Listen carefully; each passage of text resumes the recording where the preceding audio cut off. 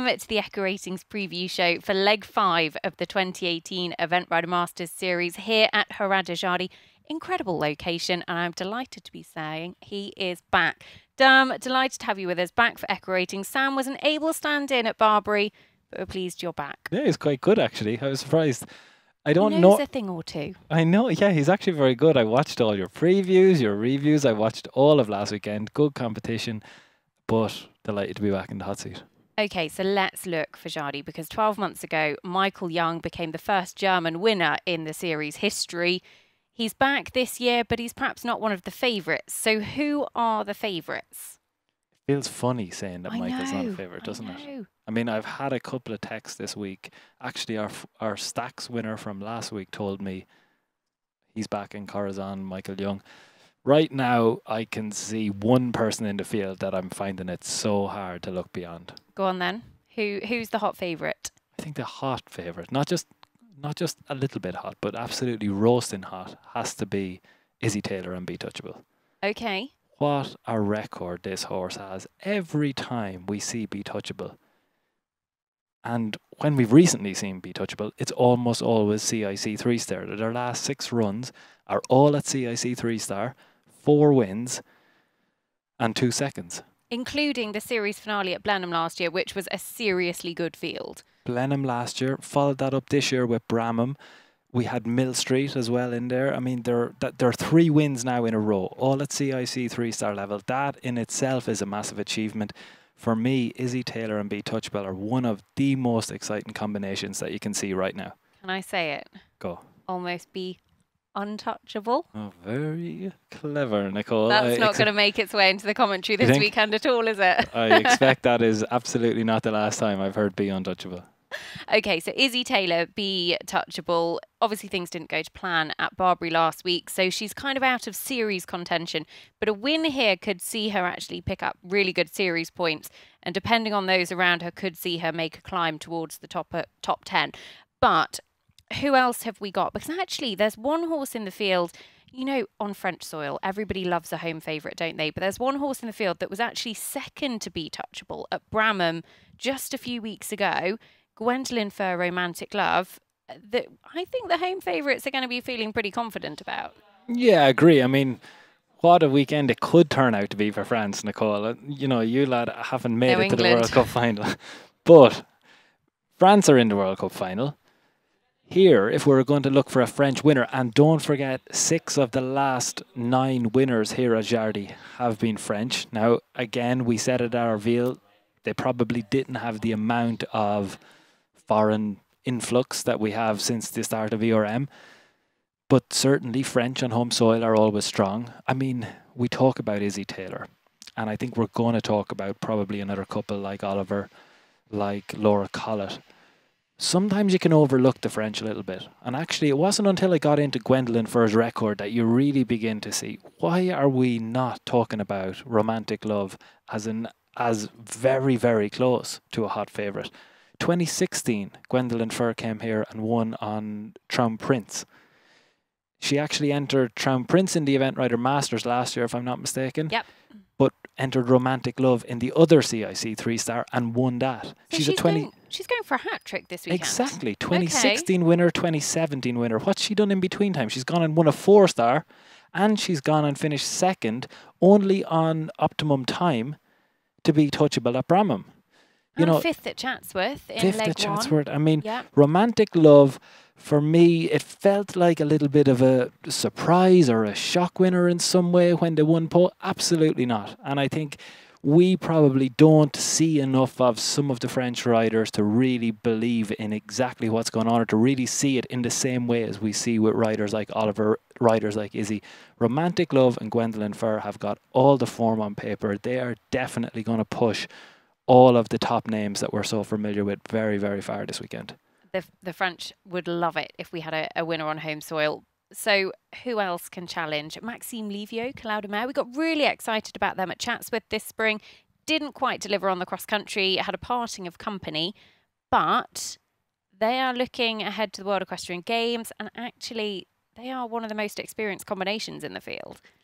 Very experienced at 4-star level. Very good results. Actually, only 25 internationals in their career. I guess the one thing that I would, from a French favourite point of view, Maxime definitely right up there. But the one thing I'd probably stay away from is that form was very strong in 2016 and 2017. Only one run in 2017, came second at Kentucky. 2018 hasn't gone to plan. When we're comparing a horse like Mare, who we know can finish on his dressage score, very strong in both the jumping phases and very, very good in the dressage, will deliver a competitive score. Does he stand out to me in the same way as Gwendolyn for a Romantic Love in that recent form? Does he stand out to me in the same way as Be Touchable with a win of 3 CIC 3 stars in very recent past? Probably not. Is the class there to do it at the very top level? Absolutely. Probably looking for a comeback a little bit for me. Pop quiz for you. Go. 4 former 4-star winners in the field. In this field? Yep. Name them. No pressure. You've got Mare. Mare was Poe 2016. Correct. Michael Young knocked a pole. Can't jump clear of Poe, Michael. Nope. Oh, Wesco goes back to Lemoulin 2014. Yeah. You've mentioned another one of them. You've actually said the result. Romantic already. Love. Yes. Poe 2017. Yeah. The fourth one. Tricky. London 52 could win badminton next year. No. They've already won a 4-star. Okay, right. Go on. Over in Australia, Shane Rose. CP qualified. Well done, Nicole. Adelaide 2015. There you go. So we've got 2014, 2015, 2016, 2017. We have, yeah. Nice. There you go. What 4 stars left to win in 2018 are there? Burley, Poe, Burley. the World Games. Yeah. Watch this space. Okay, so Wesco. Tim Price, brilliant to see Wesco back. He is a former 4-star winner. He's been away from the international scene for a couple of years. And actually, you have those firm favourites, don't you? That it's just good to see them back competing at this level. Yeah, absolutely. And I think we probably talked about it a little bit with Borough Pennies. We've talked about it with a couple of different. Treason is another one. There's fan favourites in this sport, which is one of the things that makes it so special. Wesco is someone that I've seen all over Twitter this week in capital writing. Everywhere I see it, Wesco's back. And I think that, I think Tim and Wesco as a combination have captured the imagination of so many eventing fans for so long. So yeah, to have them back on TV, being able to look at them, feel them, see them, touch them, it's exciting. I don't know if you're going to go around touching Tim Price and just patting him on the back going, Tim, good to have you back. Nicole, Firm fan favourite. There you go. Okay, Kilner, Brad and Evo, Oliver Townend. Oliver was on the podium here 12 months ago. That was with Cooley Masterclass. Kilner, Brad and Evo went to Barbary. I think you were probably sat at home, Derm, with your laptop, writing your graphic for when he was going to break a record. Well, I was. I know you were. He actually had it saved. That's insider information because I was sitting at home. We've been looking at him for, people who are looking at Event Rider Masters are going to know how much I talk about. He'll jump clear. He'll jump clear. If you listen to the podcast, this horse will jump clear. This horse will jump clear. You gave us the stat around 25 consecutive when you include national and international. He'd never knocked a pole with Oliver in his career. He was up to 15 international rounds when you include Oliver and Andrew together. Yep. Not only did he knock one, any horse can have a pole. I mean, he knocked 5. It was a disaster of epic proportions. Yeah, maybe. I mean, it was horses. Horses are not machines, are they? No. It's all very well saying they'll go and jump clear, but it did not happen. And actually, we come back here. He had questions to answer after a problem in Arveal, and then again. Well, this is when it gets really. This is what high performance sport is about. So, Arveal, he was a favourite. He went and he had a problem cross country, having 2 very good phases before that. He went to Barbary needing a comeback. We met him in the airport on the way home, and he was not happy on the way back. Oliver, not Kilner, Brad and Evo. Yeah, we met Oliver on the way home from Arveal. He wasn't happy because it eats up at high performance athletes if it's not going well, if it hasn't happened. He went to Barbary and it didn't happen. And now I think we get to see live this weekend the real steely determination of an athlete like Oliver. He really is going to be under pressure. He's going to have to deliver. He knows what's at stake. He's had 2 rounds now, 2 events in a row that this hasn't gone well. What I would say, based on numbers, based on making sure that you don't allow recency bias to come in, you know, you don't ride off a horse like Kilnamara Evo. He has shown us over all of the Event Rider Masters the class he has at this level. He remains a really big contender, but Oliver is going to be under pressure. And actually, we saw that with Upsilon Redemption Day with Thomas Carlyle at Barbary just last weekend as well. So the series, because the series, we've only got 2 legs left in the 2018 season. I mean, I don't know what I'm going to do with myself over the winter, but Chris Burton, current series leader, 75 points. He took over from Laura Collett with that podium finish with Polystar at Barbary last weekend. Question is, can the fastest rider in the world hold on here? Because if I'm not mistaken, he needs to climb the leaderboard. And I think the time here at Jardy Cross Country wasn't as tight last year as he would need it. Yeah, this is something we talk about quite a lot, speciality phases. So you've got Bettina being able to always deliver very low dressage scores. You've got someone like Kilnamara Evo, obviously discounting Barbary, who will always give you that clear round. Horse, you know, there's lots of them. Sealer Lan will give it to you. Mr. Bass will give it to you. When it comes to cross-country phase, Chris Burton holds an advantage over every other rider in international eventing right now. His style, the rhythm, the forward riding allows him to get inside the time. Been 6 rounds inside the time so far in the Event Rider Masters across the whole series. He's got 2 of them. The last 2 legs. Arveil easily inside the time, and then last week at Barbary. The only person to do it. But that's when I actually said it to Chris today. It's so funny watching his interviews now when he has to be like, hey, can you do? Sam did a Chris Burton impression on the Barbary review show. If you want to do the honors. Quite bad at accents, Nicole. Genuinely really bad at them. I have enough trouble just trying to control my own accent. But what I would say is that he has, let's be honest, he's a big advantage when the time is tight. I've got a stat for you. Okay. I think this we love an EquiRatings. Is it a good one? I actually think this is class. Okay. You ready? We go back to 2010 at Jardy. 16% of the field made the time. Okay. 2011, 0. Okay. Nobody made the time. 2012, 24% make the time. Right. 2014, because it didn't run in 2013. So the next time out, 2014, 0. Okay. Next time out, 2015, 22% make the time. 2016, 0. Starting to see my drift? Okay, and then 2017, we had quite a few. 26% make the time. So that means 2018 should be a 0.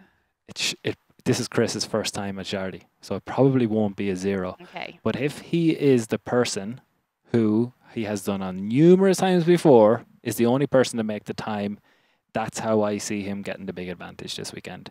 He probably won't go and challenge some of the big guns in dressage. I think you'll probably see, if we're talking about series, I know we're going to come on to Laura Collett, who's sitting right behind him. She's here on London 52, the Mr. Bass II, the up-and-coming star of the sport, London 52. The hype is beginning to build slowly. He's coming, he's coming, he's coming. My feeling is that London 52 sits ahead. She needs, if she wants to take over from, she's going to need to be, probably 2-3 places ahead of him this weekend? Yeah, so Chris Burton is on 75 points. Laura Collett has 70 points. So Laura really needs to close that gap, if not overtake Chris this weekend, to take the title contention race really to Blair and put the pressure on him, because he's a tough man to beat under pressure. So if Laura could be 2-3 places ahead of Chris Burton on London 52, then that would certainly... She could be, by the way, because... They can do a very good test. They're probably more likely to jump clear, and they are fast. Arveil showed us they have speed. And Arveil, I don't think we can underestimate. So London 52, Laura Collett second on the podium to Chris Burton in Arveil. And actually, this was a horse, only a 9-year-old, who hadn't completed at international 3-star level previously. He goes out on a really, really tough time across the country in Arveil with a course that caught out the likes of Kilnamara Evo, Upsilon, Michael Young retired on course. You know, There are a lot of big guns there, and he was 3 seconds, 4 seconds maybe over the time. I mean, that was hugely impressive. It was a big indicator. You're right. So I don't think it's obvious. I think Chris has to stay close enough in the first phase. And after the first 2 phases, he has to be close enough. But then will the time advantage begin to play a part? If you're asking me right now to call the series winner, and I know you are, Nicole, I haven't even waited to be asked. See, he's getting well trained over here. This is good. I can see it in your eyes. I know what comes next, and I think that the stars are beginning to align for Chris Burton because he has the quality. He has the quality of being able to go inside the time, and if you look at what comes next, it's here, very tight time if we're going to follow the trends, and then Blair, where time's going to be influential. Okay. Chris Burton is going to hold on to the series lead this weekend. What about the leg winner? Are you going for Gwendolyn Furr to make it a hat-trick, or are you going for Izzy Taylor to be untouchable? It's a brilliant question between those two. My heart and head say Izzy Taylor. My big warning is that I don't think enough people will be talking about Gwendolyn Furr until suddenly she pops up as a surprise on the podium. It shouldn't be a surprise. She's going to push everybody very, very hard this weekend. Sadly, no England in the World Cup. France are going to have a great weekend, and it could be Gwendolyn Furr could top it off. She could lead Gwendolyn Furr could do it here. Then we go directly into watching France win the World Cup final. Watch this space. Can she do it? I don't know. Just a quick word. The EquiRatings stacks game. I know tons of people got involved at Barbary. What was the highest stack? Oh, 15. 15. I mean, that's some achievement, to be honest. So you're answering consecutive questions. We're asking the questions. You're clicking yes or no. You don't have to answer every question. Okay. You can take a break. You can say, right, I do know that one. That's definitely a yes. Bit of tactical, strategic play. But to get 15 consecutive right in a row, I know, Carlo Talamanca won it last week. He won it an Italian playing in Cambodia. ERM. At an event in England. Yeah, an with event in England. Questions written in Ireland. Run by a German company. There you go. What more could you ask for? International feel. And actually 14 different nations here this weekend competing at Jardy, which is among the most that we've ever seen in any single Event Rider Masters leg. Thank you. We're delighted you're back. My partner in crime is back. EquiRatings will be bringing us all of the stats throughout the weekend, and all of the action will be live and free for you. eventridermasters.tv. Don't forget to get in touch on Facebook, on Twitter, on social media using the hashtag ERMEventing. We go live at 10:05 Central European Time, Saturday morning, so tomorrow morning, depending on when you're watching this. And we hope that you can join us because it promises to be an incredible conclusion. Leg 5 of the Event Rider Masters here in Jardy. Dressage on Saturday, jumping phases on Sunday. We hope you can join us. We'll see you then.